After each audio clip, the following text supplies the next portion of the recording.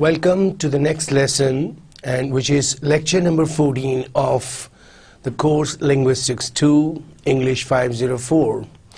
Now, as you remember, in the last lesson we talked about the generativism, the idea given by Noam Chomsky and his followers. Now let's look at what we did in the last lesson. Generativism is a rule-governed activity. That's what we started with, and we produced utterances with a certain grammatical structure. This is what we started with. The first fact was that we produced utterances. It was the fact that human beings, they produce. We talked about the fact that the human beings, they produce utterances with certain grammatical structure. Definitely, what the meaningful sentences that we utter, of course, they have a grammar. They have the grammar of there is a certain structure which governs these sentences, which governs these utterances. And generativism is different from Bloomfieldian and post-Bloomfieldian structuralism. Then we compared the two ideas, and we saw that there are differences between this very theory given by Noam Chomsky and the theory of structuralism given by Bloomfield. They emphasized on the structural diversity, whereas generativism is a different theory. The followers of this theory, they were interested in the similarities of language. They were talking about what is similar among the languages, what is similar between two languages if they are put together. Whereas the Bloomfieldian idea was that they emphasized more on the diversity, the changing, how the language changes, or the changes between two languages. Then we saw that human language faculty is innate, and we saw that the ability to acquire language and the ability to generate language, that is already inborn, and it is species or specific. The human language faculty is species specific. It is already present in the minds of the people, and performance is a language behavior determined not only by competence but also by other factors.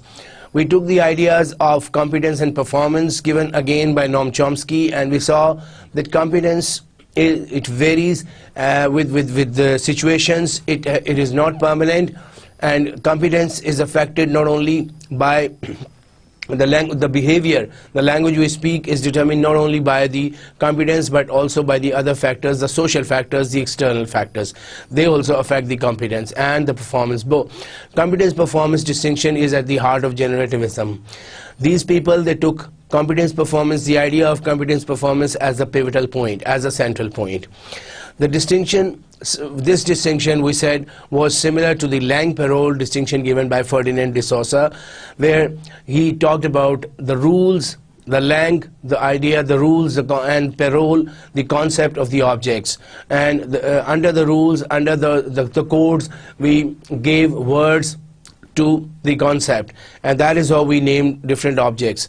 That was the idea given by Ferdinand de Saussure. So we said that distinction is somewhat similar to the Lange-Perroll distinction given by Ferdinand de Saussure. Identifiable difference on the basis of syntax, and we said that what is a thing on the basis of which we say that these two ideas are somewhat similar, that the main thing is the syntax. When we analyze sentences given by people, and we analyze them using the two theories, we see that the two theories, they are somewhat similar in some ideas, in some aspects. Now today we're going to extend the idea of generative grammar or generativism given by Noam Chomsky. Now what is basically generative grammar? Generate. Now what do you understand by the word generate? When we say that generate language, does it mean the process of generating or the process of uttering? No, it doesn't relate to any process of sentence production in real time. It refers to the rules, it refers to the structure of the sentences. A generative grammar is basically specification. If you look at bullet number 2, a generative grammar is a specification of the grammatical structure of the sentences as it generates. So when we look at different sentences and when we analyze the structure, we are basically looking at generative grammar. We are looking at how the sentence has been generated and how the sentence has been put in order.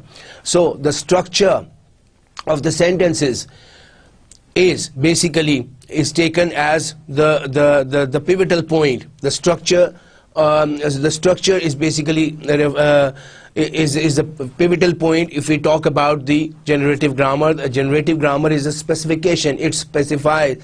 That is called the generative grammar. When we look at the structure of sentence, we are looking at generative grammar. Generative grammar allows for the existence of many different kinds of generative grammars. Now, it further gives forth more kinds of grammar. Because of this, you can have different kinds of grammars. And what are these different kinds of grammars? Some kinds of generative grammar are more powerful than others. They can generate all the formal languages which other less powerful grammars can generate, and others that less powerful grammars can't. So generative grammar is basically so powerful that it gives forth many other kinds of grammars, and it gives birth to many kinds of formal structures or the formal languages. And these languages may or may not be produced by the other less powerful grammars. Three types. We can see there are three different kinds of grammars that come into picture: the finite state grammar, phrase structure grammar, and transformational grammar, which is the most powerful grammar. Finite state grammar, phrase structure grammar, and the transformational grammar. We're going to look at them later in detail, what they are and what they refer to. Now, grammar of a particular language is basically a system of rules and principles that link sounds and meanings. So when you are linking the sounds and meanings in a proper way, in a proper sequence, that is basically the grammar. That is basically the proper grammar when you are looking at the structure. As we said earlier, that the structure is the pivotal point in this idea, that when you are linking, is a system of rules and principles that basically link the sounds and meanings, the rules and the principles. It's not the process. It's the rules and principles which link sentences, which govern the linkage of sounds and meanings. Here is taking the native speaker's ability to perform another kind of interpretation by which phonetic representations are converted into sounds and the semantic into meaning. So when a native speaker generates different utterances, when a native speaker performs another kind of interpretation, gives another kind of interpretation by which the phonetic representations are converted into sounds, by which he converts, the native speaker converts whatever phonetic sounds are present in his mind, and he gives forth a different kind of language. He produces a different kind of language. That is where we see that this is basically the language, and this particular language or the structure of the language is basically the ability to generate language, the ability to generate structures. So when we are taking the native speaker's ability to perform another kind of interpretation, not the native language, because native language is already present with him. The native language, that is, the child has already been getting that native language. The child has already been learning native language from people around him. But when that child or when that person performs another kind of interpretation, speaks another kind of language, that is where we talk about the idea of generative grammar, the ability to generate new sentences, the ability to generate new language. So what is basically the idea of generative grammar? It is conversion of sounds and semantic sounds, conversion of sounds, phonetic sounds into proper words, and then semantic into meaning, the ability to create, the ability to link them. The missing links, of course, in this grammar of the person, when a person is performing another kind of interpretation, the missing links are supplied by the general theory of linguistics, called the universal grammar by Chomsky. Now, another idea which was given by Chomsky is that there is a kind of structure, there is a kind of storehouse in every mind. That the Chomsky called universal grammar. So whatever missing links are there in this production of language, another kind of interpretation, in this generation of another kind of language, whatever missing links are there, they are basically filled by the universal grammar. Those links are supplied by general theory of linguistics, which is called the universal grammar. So that is given by the already present grammar in the mind of that person. So all the missing links are also compensated, and that is where you get a proper organized language from that speaker. Chomsky believes that language, particular grammars, are generative devices whose role is to relate semantic representations and phonetic representations. Now, what are language particular grammars? What are the grammars? They are the generative devices. These language particular grammars, we mean by this idea that the grammars which have a special structure, the grammars which have rules and which give which have their pivotal point as the structure, they are basically the generative devices. And what is their role? What do these grammars do? These grammars relate semantic representations and phonetic representations. They relate the semantic representations and the phonetic. They relate the sounds and the meaning. They link them. The proper sounds and the meanings, when you link them, you get meaningful sentences. So that is basically the role of proper grammars or language particular grammars. They are basically generative devices. That you can call the generative grammar. Now, how do they operate? How do they help us in generating language? They operate with the same kind of semantic and phonetic primes, which are cognitive relates. They have some phonetic sounds, they have the semantic sounds, and they link with when they link them, when they operate through linkages of these two ideas. They operate through linkages of semantic and phonetic primes, which are basically called the cognitive correlates. So they link them together in a proper sequence, and that is how these grammars operate. These grammars, they help us generate language. They help human beings to produce language. Now, this helps in interpreting native speakers' ability and knowledge of universal grammar. And this idea of linking, this role of grammar about the linkages, it helps us in understanding a native speaker's ability, in understanding how much a native speaker is capable of producing utterances, different utterances, apart from his native language. When we look at the semantic and the phonetic primes, when we look at how they are being generated, how they are being linked, we basically get a help to interpret the native speaker's ability to generate language, the native speaker's ability to produce language, the native speaker's ability to generate different kind of interpretations. So Chomsky thinks that human beings are endowed with a number of special faculties. Mind. This is what we also talked about in the last lecture, that every human being has faculties. Every human being is capable of generating utterance. Every human being has a storehouse in the mind.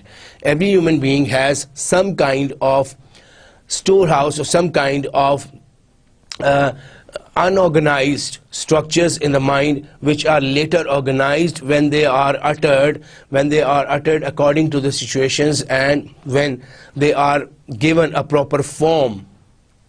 Then they give us the organized structures, they give us the finished product. So Chomsky, that is again Chomsky's idea, that he thinks that human beings are endowed, they have the power of generating language only because they already have a storehouse in the mind. They have a structure, they have a raw form in their mind, and that is basically the starting point of the process of generating language. The faculties play an important role in our acquisition of knowledge and enable us to act as free agents. Free agents means that we are not under the pressure of the external forces.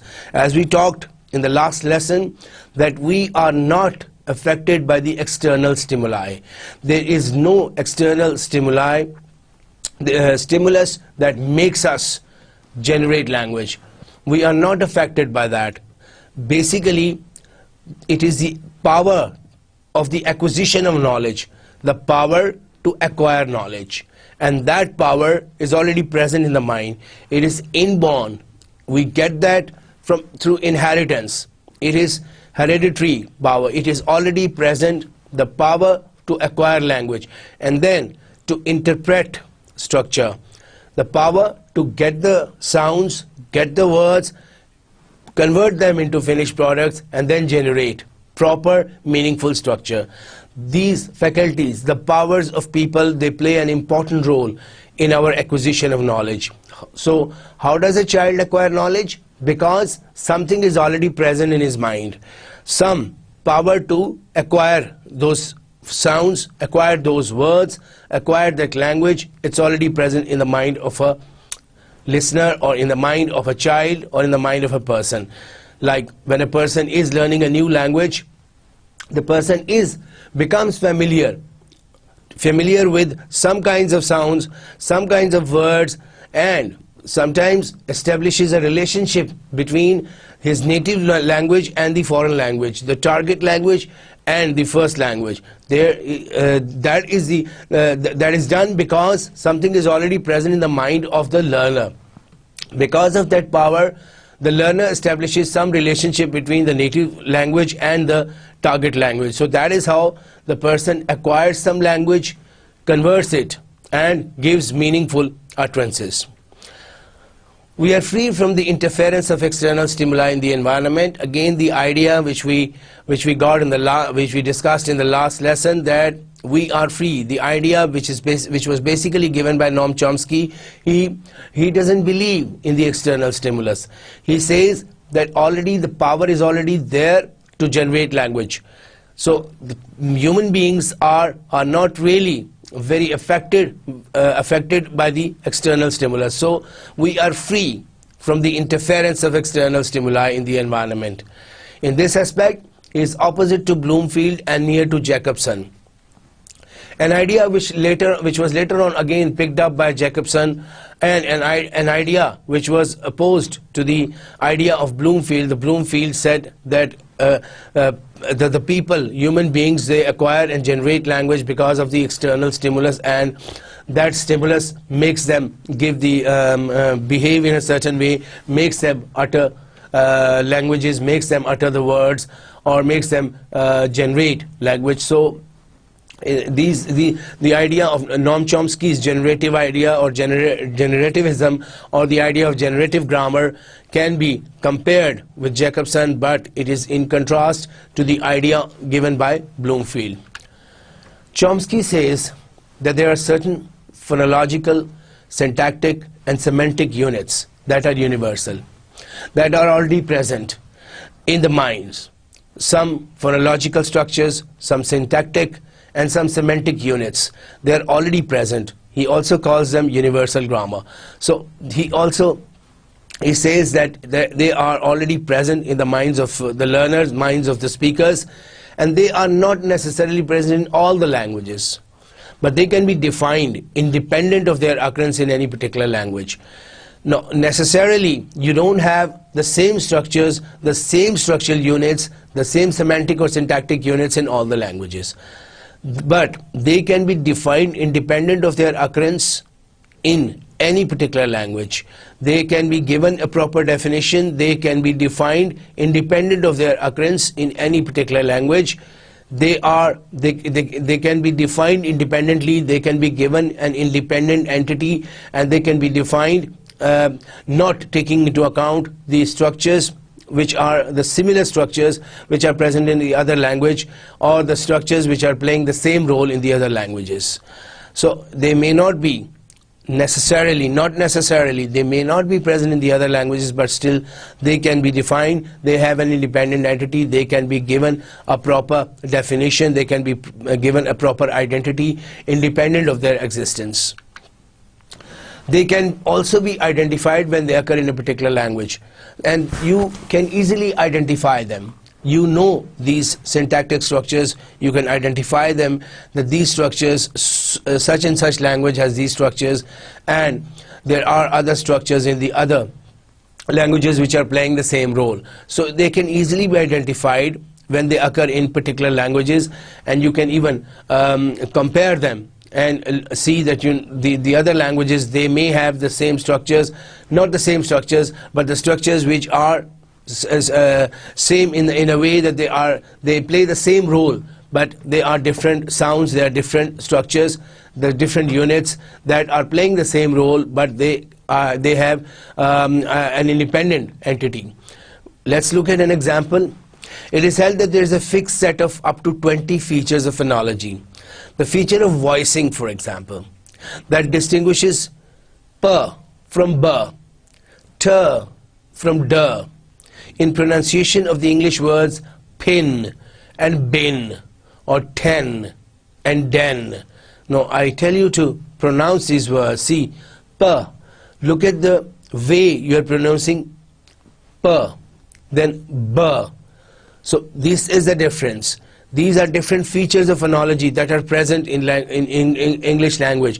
20 different features are there of phonology. The feature of voicing we are talking about, the voice of p and b. When we pronounce pin and bin, and then ten and den, it is just the movement of tongue or the movement of mouth, movement of your lips, the rounding of your lips, or the different shape you give to your lips and tongue, that you distinguish these sounds and you pronounce different sounds. So these are basically present in English, and they are also present in other languages, but again they have to be identified, they have to be given their existence according to these different languages. Again we see another example here, the feature of nasality that distinguishes b from m, or d from n, in bad and mad, pad, pan. Now here you see some of the nasal factor also coming. The feature of nasality, it's called, the nasal sound is there when you are pronouncing m or n. So pad, no nasal sound. Pan, there is a nasal sound. Bad, mad, with mad you have a nasal sound. So these are the different features of phonology. These are the different features of pronunciation which are present in English. So every language likewise has these features. One language, the features present in one language may not be necessarily there in the other language, but they can be defined independent of their existence. Not all of them present in phonemes of all languages. See, not all of them, they are present in all the languages. In some languages you don't have certain sounds, like in Arabic you don't have p, they pronounce b. Pray, pan, they say ban, pen, ben. So they don't pronounce p. So in some languages you don't have such features, you have other features, because they are being linked with either the mother tongue, and they are maybe under the Arabic speakers of Arabic. The Arabs, when they are speaking, they are linking most of the English words, English sounds with the Arabic sounds. So under the influence of different languages, or when one language has an impact on the other language, you see that some of the letters are not pronounced in some of the words. So the features are present, but not all the features in one language are present in another language. Similarly, let's look at now syntactic level, the sentence level. What happens at sentence level? Syntactic categories such as noun, verb, or past tense, present tense, or such components of meaning of words as male or physical objects belong to fixed sets of elements. Nouns, you have a fixed category of nouns. Verbs, again, you have a fixed category of verbs. At syntactic level, the categories are present and they have a role to play in a sentence. They are put at a proper place. If you want to make a sentence, you have a noun, verb, noun, or the subject, verb, object, the standard structure of a simplest sentence. So nouns, they act as subjects, and nouns again they act as object. Again, in between them you have verb. You can't replace verb with a noun. So you have proper categories at syntactic level also. You have proper categories of grammatical units which are placed at certain places in order to get a meaningful sentence. And not the same arrangement is present in all the languages. A different language might have a different arrangement. Like in Arabic, you have you don't have some of the grammatical units. Like you say ana talib, I student, ana talib, I. No, but when you speak the same sentence in English, you say I am a student. So there is no verb to be in Arabic. So they say I student. That is the mistakes when the Arab learners are taking English language. A very common mistake is that they miss out their verb to be. They say I student, you teacher. So because they are missing out their verb to be, is, am, are, which is present in English. So likewise you have different arrangements also.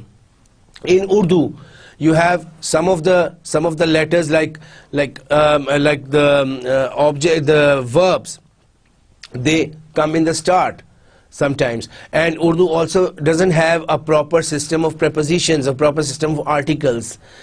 Sometimes in Urdu you don't need to speak an article, but in English you don't start a sentence without article. A boy, you will always say a boy went to the cafeteria. The boy went to the cafeteria. But in Urdu you say ladka cafeteria pe gaya. Ladka. You don't say ek ladka cafeteria pe gaya. In normal language, in the normal conversation, in everyday conversation, you don't speak the article. So Urdu doesn't have a very organized system of articles. Again, Urdu doesn't have a very organized system of prepositions also. In, on, at, you don't use the articles in all kinds of sentences. So this is the example where we can see that all the grammatical units are not present in all the languages. But the categories are present, but they may be used in a different interpretation, or they may be used in a different context. It's not necessary that they have the same context, and it's not necessary that they are used at the same place in a sentence. So a place can vary, the role can vary, and sometimes these categories are not present at all in other languages. So, but they can be defined. If you use them, they have a proper identity. You can define them independent of their existence. You don't talk about their existence in a particular sentence. They are defined independently. They are not defined in relation to their place, in relation to their existence in a sentence, or in relation to their existence in a word. Like for example, we are talking about the sounds. You can define them independently. In terms of this, it is possible to describe the syntactic or semantic structures of all language. So in terms of this, when we are looking at the categories, when we are talking about the independent categories, we can define, we can describe the syntactic or semantic structure of all the languages when we are defining them independently, when we are defining the sounds independently. Now these phonological, syntactic and semantic elements, what are they called? They are called substantive universals. Substantive universals. They are the phonological, syntactic and semantic elements present in languages. Chomsky believes formal universals determine the form of the rules and the manner of their operation in the grammars of particular language. Let's look at this point again. He says that the universals, the formal universals, they basically tell us, they determine the form of rules. They are basically giving us the idea of rules and the manner, the way they operate in the grammars of particular language. If we look at this idea again, we look at this point again, formal universals, they are basically the main thing which are telling us about the rules, which are telling us how the rules are employed, how the rules are used, and how they operate in the grammars and the manner of their operation. What are the rules and how they are used? How do we get to know about these? We get to know about these from the formal universals, the formal universal grammar which is organized, the formal structures which are organized. We get to know about the rules and we get to know about the application of these rules, how they have been applied in the grammars of particular languages. Now look at the third point, the third bullet. Transformations which relate various sentences and constructions are structure dependent. So transformation, or when you transform the unorganized structure into organized structure, and when you generate sentences, and when you generate utterances, and you give proper meaningful utterances, and you give the constructions, the proper constructions of sentences, what do they depend on? They are structure dependent. You have to look at the proper structure when you are transforming, when you are changing one form, the raw form, into the finished product. So transforming sentences, transforming the different units, or giving proper meaningful sentences, that depends on the structure. You have to look at the structure.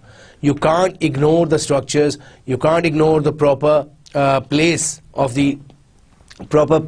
different units of grammar. So the structure basically is important when you are talking about transformations, the relationship between various sentences.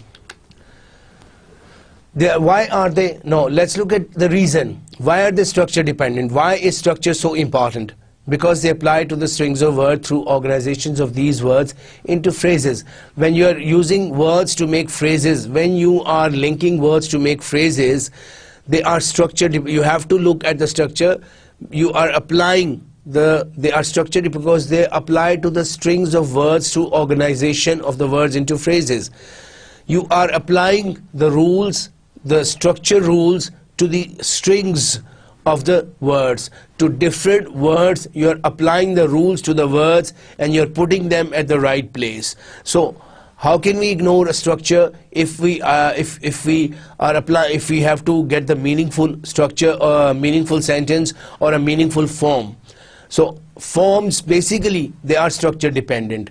You can't you can't ignore the structures when you have to talk about the meaningful utterances, and when you have to give the meaningful utterances. They are structure dependent. Why? Because they apply to the strings of words through organization of the words into phrases. When you are changing words to phrases, you are applying the rules to the words. You are applying the rules to the words, which are basically the raw material, the structures. So you are applying rules to them, the strings of words, and you are organizing them in a proper way to give phrases or to make phrases. Language should not make structure independent operations in order to relate one sentence type to another. Now look here at syntactic level. We are talking at about the syntactic level, that when we are in order to relate one sentence type to another, we are linking the sentences, we are comparing the sentences, we are putting them together. Language should not make structure independent operations. Such operations which are independent of structures. You can't ignore the structure. You have to bring in the structure. You have to apply the rules to the structure in order to relate one sentence type to the other. Now look at this. Ahmed was here yesterday. Declarative. There's a question mark after that. Was Ahmed here yesterday? Interrogative. Now here you have to look at the structure. Ahmed, where is the first sentence, the declarative sentence, starts with the noun Ahmed. and then you have Ahmed was here yesterday and you have a question mark. This is a declarative sentence. Ahmed was here yesterday. Of course, you have to bring in the intonation here again to change it to a surprise, the element, to bring in the element of surprise in this sentence. It's a declarative sentence. But when you want to change it to a proper interrogative sentence, you have to bring in the verb to be in the start. Was Ahmed here yesterday? So what are you doing basically? You are playing with the structure. You are playing with the arrangement. You can't ignore the structure. You can't ignore the proper place of different words in this sentence. That is how you can relate. You can decide that which one is declarative and which one is interrogative. You can't call the first sentence as a proper interrogative sentence. You don't call it because the structure is different. Ahmed was here yesterday, and then there is a question mark, and then when you are speaking the sentence, of course, in order to be called as a declarative sentence, you have to change the intonation pattern. You have to put stress on some places of the sentence. But in the second sentence, when it's a proper interrogative sentence, now here, even if you don't put the don't bring in the intonation pattern here, even if you don't stress some part, it's a proper interrogative sentence as far as the structure is concerned. This structure speaks of the interrogative pattern of the sentence. So you can't ignore the structure. Structure is important in order to form proper meaningful sentences, and in order to relate the two types of sentences or the different types of sentences with each other. Only the structure changes, and structure is the main element there, which decides which sentences are of which type. Now, Bloomfieldians nearer to transformation grammar. Now, what was the idea given by Bloomfield about the grammar? They are nearer to the transformational grammar. They say every language is a law unto itself. Every language is a proper law. Every language has a proper law. Whereas Chomsky says that the grammatical similarities between widely separated and historically unrelated languages are as important as the differences. So he stresses on the similarities. He says that the similarities between languages which are widely separated, which are historically unrelated, which are totally, entirely different languages, the similarities in them are as equal as their differences, are as important as the differences. The other school was talking about the diversities. The other school, you remember, we had it in the start of this lesson. The other school was talking about the diversities or the changes, but Chomsky is stressing on the similarities. He's looking for the similar elements between languages, though they are unrelated, they're very far from each other, historically very unrelated and far from each other, but Chomsky is basically looking at the similarities. Why? No, the question arises, why is you have more focus on the similarities though they are unrelated? Recent syntactical analysis of a number of languages shows that similarities are deeper and differences are superficial.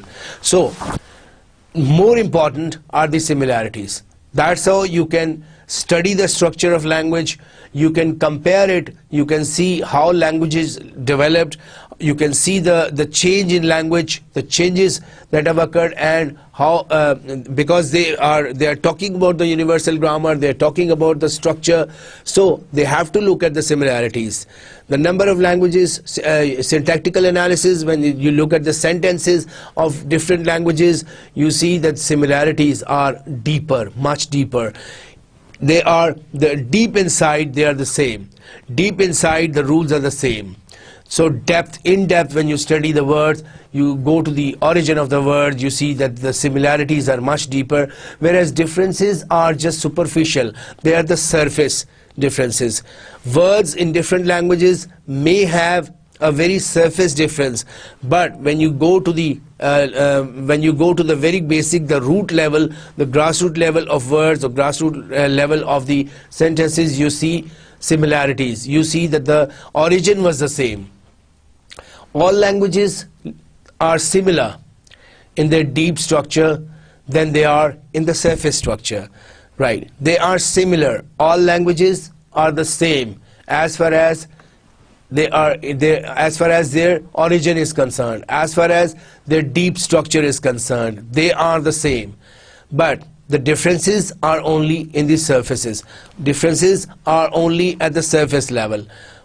They are very minor diversities, you may say, minor differences in sounds, minor differences in the way they are pronounced, minor differences in the spellings, but deep inside you have the words similar, the sentences similar, the languages similar. Specific conditions govern the operation of grammatical rules in all languages. Now, how the grammatical rules are applied, how they are made, how they govern different languages, there are specific conditions. Now, looking at these conditions, we see that by means of these conditions, rules can be determined and formalized. These conditions, they affect the rules. They make the rules. So the rules are condition dependent. They depend. They depend on maybe the amalgamation of cultures. There may be such conditions where one social class is moving to another social class, or because of interaction, because of the movement of one culture, changing or transformation of one culture to another, or movement of people across the borders. So these are so many different conditions. Like you have a case of multicultural societies. There are different cultures, so they come into contact with each other, and it is there that some of the rules, they are transformed, and some of the rules change, and some you get new words and you get new sentences. We may have questioned that why some sentence is pronounced in one way in one language and it's pronounced in a different way in another language. Well, there may be an impact of the mother tongue. There may be an impact of the language spoken in that society or in that class of society. Or so the geographical regions may also have a part to play in this condition or in this situation. So the conditions, basically, they have an impact. They do affect the rules, and the rules they can be transformed, they can have, but at the grassroots level, at the very basic level, in-depth study tells us that basically they were the same, and there's only a superficial difference. The difference between languages can only be at the surface level. Results, looking at what we achieved through this discussion, what results we got after a discussion of these discussion of different things, the generative grammar or the generativism. What results we achieved? All human languages are similar in structure. All human languages make reference to the properties and objects of the physical world, which is perceived in the same way, physiologically and psychologically. Look at the first point again. All human languages are similar in structure. So at the very basic level, the human languages are the same. They are not different. Their base is the same. They have achieved the present level, or how you see them presently. The structure which you see presently may be just a superficial structure. The languages may vary, may be different from each other only at the surface level. Basically, it's the same language. What is the same language? No, let's just recapitulate what we have discussed so far about the basic inborn structure. So the basic inborn structure is the basic thing that is basically present in the mind, the one which we got from inheritance, the one which we got through hereditary process. So that is the same. It's only the circumstances, the situations, with the passage of time, impact of historical developments, impact of socio-economic conditions, that the utterances kept on changing. And now you see so many languages. Now you see so many utterances. And when you study these so many languages, so many varieties of languages, you see that at the very basic level, they are the same. All human languages make reference to the properties and objects of the physical world. Well, basically, what are the languages doing? They are basically talking about the objects, talking about the physical world. So all the whatever is present around us, we are using words to refer to those to that. We are using words to call the objects, to give names to the objects. We are using different words to give names to the natural phenomena. So what are we doing? We are basically just using different words to talk about the physical world. And what are the other people, the people of all the languages doing, or the people of all the cultures and societies doing? They are doing the same thing. They are talking about the physical world, they are talking about the properties and objects of the physical world, and they are using languages, different languages, to refer to the same thing. So at the very basic level, they are doing the same thing. They have different words, but these words, when you put them in, together and you study in depth, you study the similarities between these words, you get to know that these words are the same. They are the same. It's only with the passage of time, with the movement of societies across the borders, with the interaction of people with the people of different cultures, that these languages have been transformed, and the languages have got different varieties now. If you look at the last two lines of this bullet, which is perceived in the same way, physiologically and psychologically. So everybody understands the same idea. The idea is the same, the concept is the same. It's only different words that are being used to talk about the same concept. So perceived in the same way, physiologically and psychologically. Inside, in our mind, we have that concept, the basic grammar, the basic structure. We already have it. We just, when we are given references, when we want to communicate, we communicate using using clues, and in the end we are successful in communicating. Why? Because a person of other culture or other language can relate those gestures, maybe can relate those words with some of the words being used in his culture. So somewhere there are similarities, and because of these similarities, the person of other culture or other language can understand a person of this culture or this language. So a person using this language. So it's basically the similarities that are important. Now, all languages, look at the third result, all languages operate in culture. They talk about the culture. They talk about what is present around us. They talk about the physical world. They operate in a proper culture. Language fulfills a similar range of functions. It fulfills a similar range of functions. Language is playing the same function. What is the function? To relate to the physical world, to talk about the physical world around us. So it fulfills that requirement of living in a certain society, living in a certain culture, and surviving. For human beings, language is a device, is a way to survive. Why? Because human beings need to refer to the physical world, need to talk about the physical objects. So language is a way, it fulfills their requirements of surviving in a certain culture, surviving in a certain society. Language fulfills a similar range of functions. The function it plays has a similar range. The range is the same.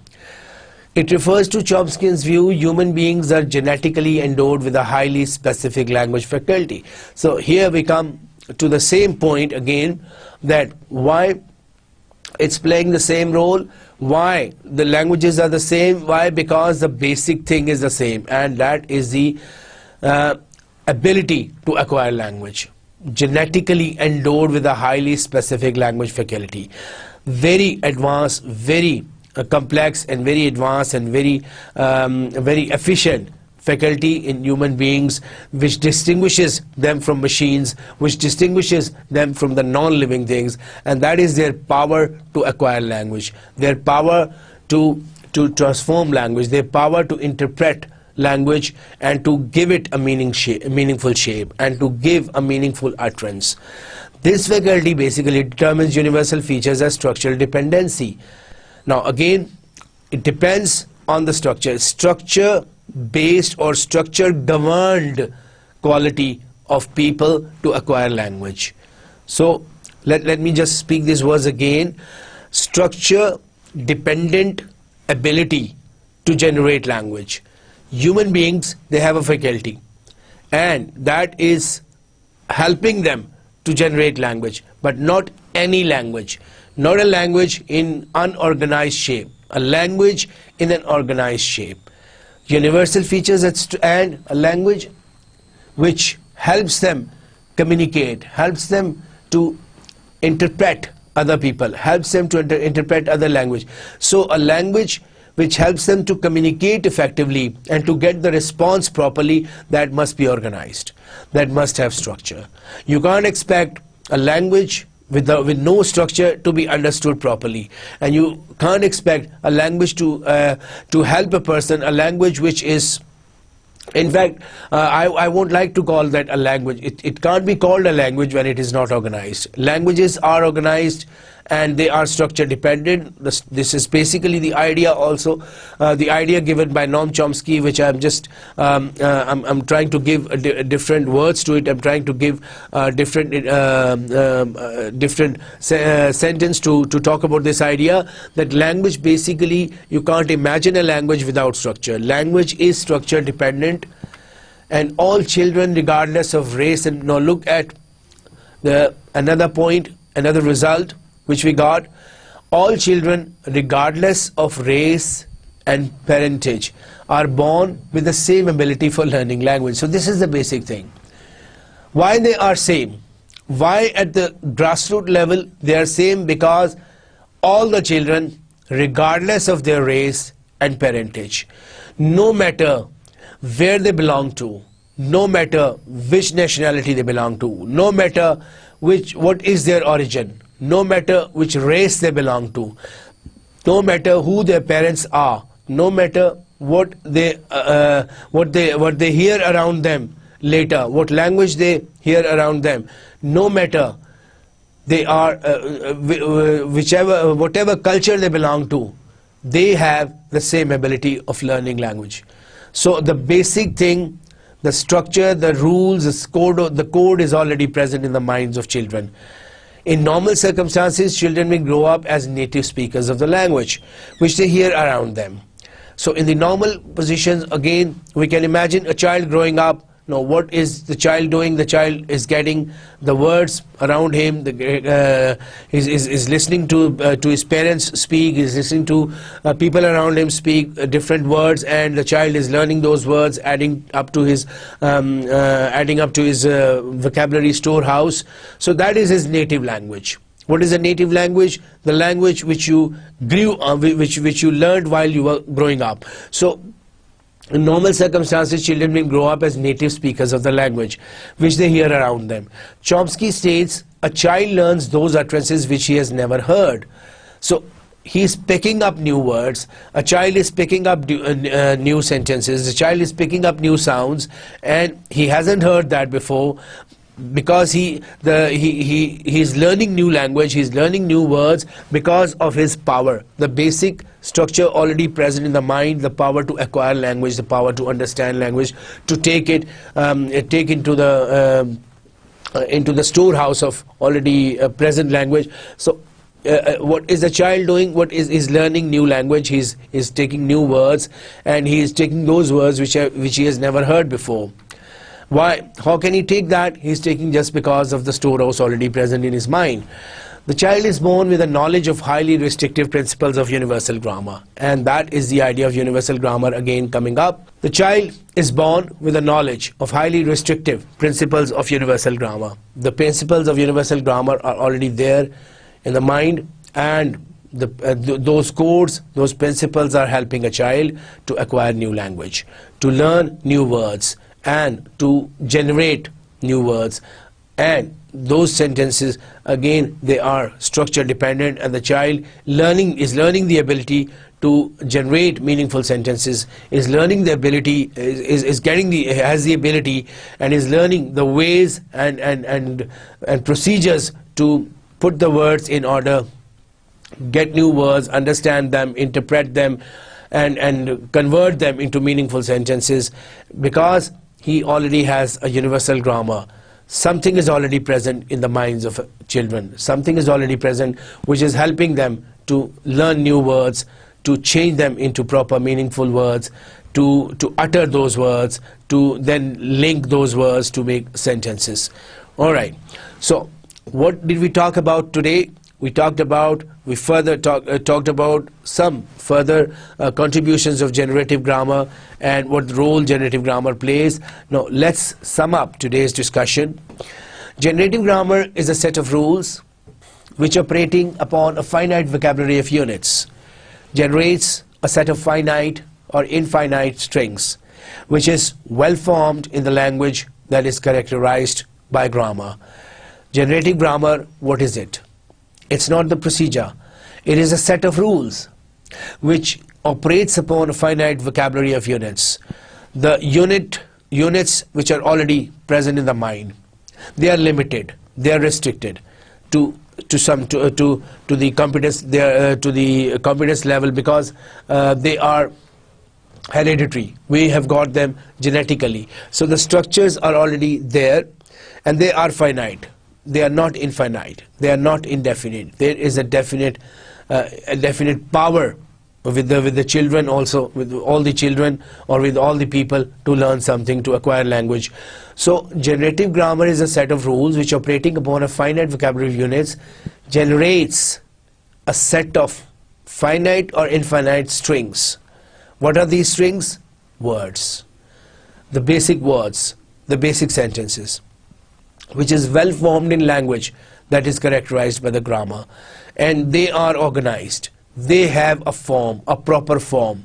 So you already have structures, you already have raw form, and that raw form, under the rules of generative grammar, under the rules of structure, you apply proper sequence to them, you apply proper rules to them, a set of rules to them, in order to convert them to finished product, in order to give them a proper form, in order to give them a proper organized shape. And these are the sentences or utterances that we get after that. So and that is the rules which are giving us those structures, which are those finished products. The rules which are giving us organized sentences are the generative rules, generative grammar rules. The word generate does not relate to any process of sentence production. It is not the process, it is not the way you produce sentences. Basically, it is that rules, the code. It is not a process. It is not the way you produce sentences. You don't, generative grammar does not generate, does not mean that you pass through a process. Generate, basically, you do from already existing thing. The set of rules, the procedure through which you give sentences, the procedure you give language, the procedure through which you generate language, or you produce language, you produce utterances. It's not that procedure is basically coming from the rules. Second bullet, the word generate does not relate to any process of sentence production. The idea, in simple words, we see generate doesn't mean the process, it means the set of rules, it means the code, the procedure, the rule, the principle which helps us to give utterance, to generate utterances. It is not the procedure, it is basically the set of rules. A generative grammar is the specification of the grammatical structure of sentences that it generates. Again, stressing on the same idea of structure. A generative grammar is the specification. It specifies. What does it specify? It specifies a grammatical structure. It talks about the grammatical structure of the sentences, how they have been formed, how the words have been linked to give us the structure, to give us a meaningful sentence. So that is basically the rule, the code which helped us to form sentences. Grammar of a particular language is a system of rules and principles that link sounds and meanings. A particular language, what is the grammar of a language? If we say what is the grammar of English or what is the grammar of Urdu, what is the grammar of French or Arabic? It is basically the system of rules, the system of principles through which we link the sounds, through which we join the sounds to make words, and using the rules we link the words to make sentences. Human beings, they are endowed with a number of special faculties. Mind, again we talked about the ability, the human ability, the power of human beings to acquire language, the power of human beings to take language, to add to the language storehouse already present in the minds, to convert it to meaningful forms. They have an excellent faculty, they have special power, they have special ability to acquire the words, to acquire the language around them. Like a child grows up taking different words, taking different sentences and adding to the vocabulary, adding to the sentence storehouse, adding to his language storehouse, and through the process of his development in life, or when the child grows up, becomes an adult, enters different professions, or meets different people outside in the society, that is where the child is getting, or the person is getting, more and more words and more sentences, and of course experiences adding to his language storehouse. And all that happens because he is improving the competence, he is improving his power, and that power is helping him to improve the language. He is endowed. That is only because he has that special ability. The child, right, starting from the child to the adult to being an old man, gradually a person keeps on adding to the storehouse of language just because of that very basic grammar which is already present in the mind of a person. Chomsky says that there are certain phonological, syntactic and semantic units that are universal. Again, we are talking about the universal grammar here again, that there are some phonological, syntactic, the sentence units, the semantic, the meaning units which are already present, and which are already present in the minds of children, and they are independent of any external stimuli. Human beings, they are independent. These the stimuli, external stimuli, they are not important in human beings producing language. They are producing language because of their own innate ability. They are producing language because they have the power to acquire language. All human languages are similar in structure, of course. We saw that at the deep grassroots level, we see that all the languages are same just because they have originated from that very code which is already present in the mind of a child. So all the languages are same. They may have differences, but they are only the superficial. They are only at the surface level. Sounds might be different, the words might be different, but basically these words, the words, when you compare the words of different languages and you look at them, how they originated, you look at the origin of these words, you see the similarities in words, you see somewhere the similarities are there which give us the idea about the relationship of one word with another. So there might be a similar, somewhere the sounds might be similar, or somewhere the spellings might be similar. So somewhere there are similarities deeper level, but the differences, they are only at the superficial level. They are not deep. All human languages are similar in structure. All human languages make reference to the properties and objects of the physical world. Now, what are the role they are playing? The languages are basically playing the same role. All the languages are giving reference to the properties and objects of the physical world. What are we doing? Why do we use our language? Why do we communicate? In fact, we communicate because we cannot not communicate. A very interesting statement here, I remember. We communicate because we cannot not communicate.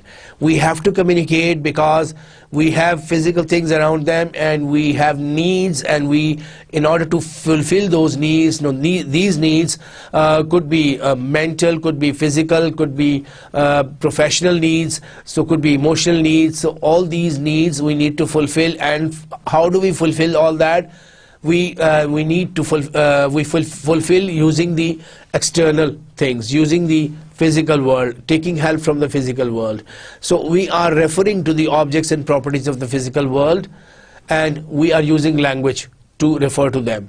So languages, all the people in different societies, they are basically using their language to refer to the physical objects. So that is why the role they are playing is the same. You may have different words in different societies, you may have different utterances, you may have different sentences, but basically the role they are playing is the same, and that role is to refer to the physical world, or to refer to the properties and objects of the physical worlds. Okay. Now, in the end, we see the grammatical similarities between widely separated and historically unrelated languages are as important as the differences. One of the final points today: grammatical similarities between widely separated and historically unrelated languages. The similarities are important. They are as important as the differences. Of course, we can't really ignore the differences. We also have to look at how they differ, how languages differ, and why they have those differences. Maybe with the historical developments, the differences occurred. So because when you study the differences, again you go to the grassroots level and do study the structure in depth, and you come to know about the similarities. But the similarities are as important as the differences. Now we see Noam Chomsky coming here and talking again about the similarities. He is interested in similarities in contrast to the Bloomfield and his followers. Bloomfield and his followers, they talked about the diversities, the differences in languages, and that is how he gave he talked about the structure of language, that how the languages have changed, and what is the development in a certain the development that has occurred in different languages. He and his followers, they talked about the diversities, the changes, the differences. But here we have Noam Chomsky giving us a different idea, that Noam Chomsky stresses that basically the languages are same at the grassroots level. It's only the superficial differences that make them different. And he stresses that every child, every person had an innate ability, gets a genetical power to acquire language and then generate language. In the coming lectures, we'll talk about some new theories about the language, like the structuralism or the functionalism, given by different people, how they define language in a different way, how they gave us the idea about the formation of language in using their different ideas. So today we sum up this discussion on generative language, generativism, the idea of generativism given by Noam Chomsky and his followers, where finally we say that generative grammar is basically depends on it comes from the innate ability, it comes from the basic innate ability of a person to acquire language and generate utterances, and it is the same, all the languages are same at the grassroots level. You can't expect the languages to change at the deeper level. At the deeper level, they are the same. So in the next lecture, we'll be talking about structuralism. We'll be talking about the other theories like functionalism, the mentalism. So till then, it's goodbye from here, and that is the end of today's lesson.